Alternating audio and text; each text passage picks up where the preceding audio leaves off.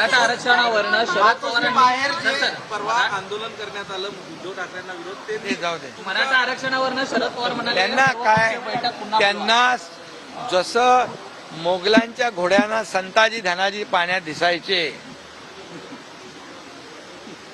तसा मी दिसतो.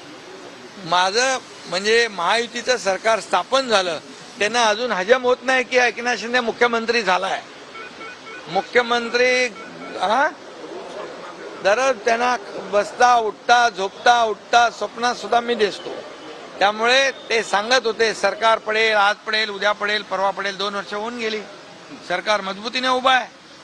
त्यामुळे मी एवढंच सांगतो, जे घटनाबाह्य सरकार म्हणतात, घटनाबाह्य मुख्यमंत्री म्हणतात, ते योजनेचे फॉर्म कसे भरतात, त्या योजनेचे बॅनर कसे लावतात, आणि म्हणून हे दुटप्पी आहे.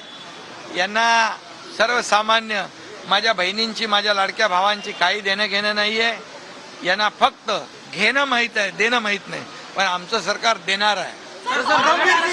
परमवीर सिंगांनी आरोप केलाय की उद्धव ठाकरेंनी तुम्हाला अडकवण्यासाठी दबाव टाकला होता. जेव्हा उद्धव ठाकरे मुख्यमंत्री होते, परमवीर सिंग मुंबईचे आयुक्त होते, त्यावेळी काही करून एकनाथ शिंदे, देवेंद्र फडणवीस यांना अडकवा असा गौप्यस्फोट केलाय.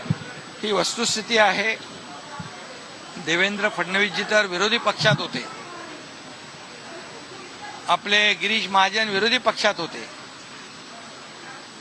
एक वेळ आपण समजू शकतो की विरोधी पक्षाला अडचणीत आणणं, गोत्यात आणणं, त्यांच्यावर खोट्या केसेस दाखल करणं. परंतु मी तर त्यांच्या मंत्रिमंडळाचा सहकारी मंत्री होतो. माझ्या बाबतीत देखील अशा प्रकारचा प्रयत्न केला गेला ही वस्तुस्थिती आहे. मी स्पष्ट त्या बाबतीमध्ये आपल्याला योग्य वेळी सांगेल. पण ही वस्तुस्थिती आहे की तो प्रयत्न केला गेला.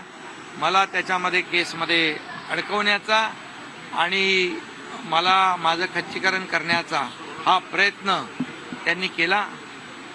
संरक्षणाचा विषय तो तर शंभूराज देसाई यांनी म्हटलेला आहे.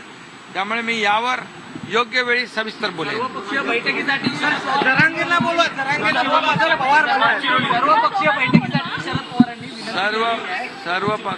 सर्वपक्षीय बैठक आम्ही बोलावली होती.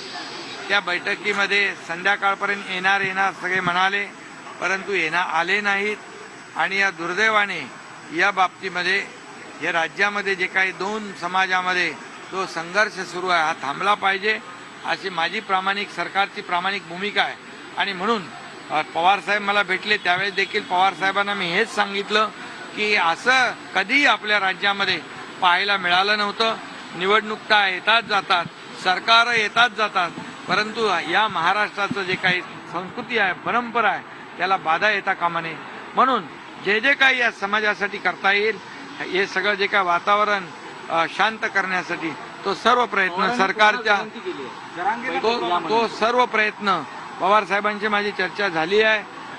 हे सगळं शांत करण्यासाठी या राज्यातले सर्व जाती धर्माचे लोक गुण्यागोविंदाने राहण्यासाठी जे काय करावं लागेल ते आम्ही करू.